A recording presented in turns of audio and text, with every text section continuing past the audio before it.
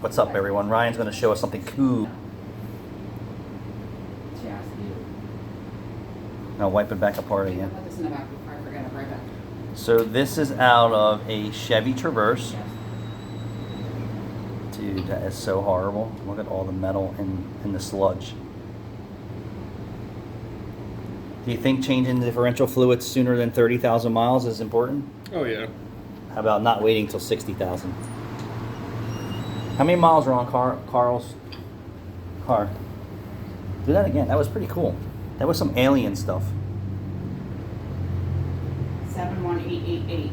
71,000. No, don't like make it magnetized, because that was the coolest part of it.